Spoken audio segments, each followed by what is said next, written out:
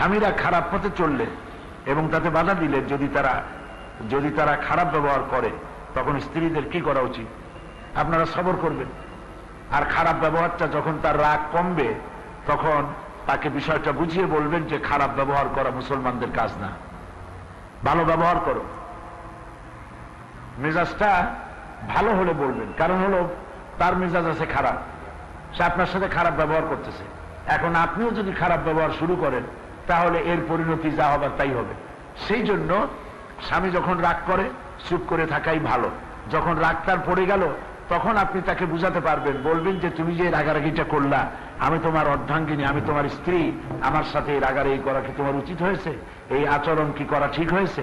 কোরআন শরীফ বলেছে ওয়াকুলু লিন্নাসি হুসনা, মানুষের সাথে সব ব্যবহার করো, ভালো ভালো কথা বলো। আল্লাহ বলেছেন ভালো কথা বলো, তুমি আমার সাথে খারাপ কথা বললে কেন? এইভাবে করে যদি আপনি বুঝান, তাহলে ভালো হবে। বুঝাতে চেষ্টা করুন, এবং বুঝানোটা অভিমান দিয়ে নয়। নিজেকে কখনো স্বামীর সমকক্ষ মনে করবেন না। নিজেকে স্বামীর সমকক্ষ মনে করা একটি মারাত্মক ভুল। এবং তাকে আপনি যতটা নিয়ন্ত্রণ করতে পারবেন ভালোবাসা দিয়ে, অভিমান করে রাগারাগি করে নিয়ন্ত্রণের কিছুই করতে পারবেন না, বরং এর পজিশন আরো খারাপ হবে। এই জন্য ভালোবাসা দিয়ে, উদারতা দিয়ে, মোহব্বত দিয়ে, সবর এখতিয়ার করে আপনি তাকে নিজের বশীভূত করার জন্য চেষ্টা করুন, তাহলে এটা সম্ভব।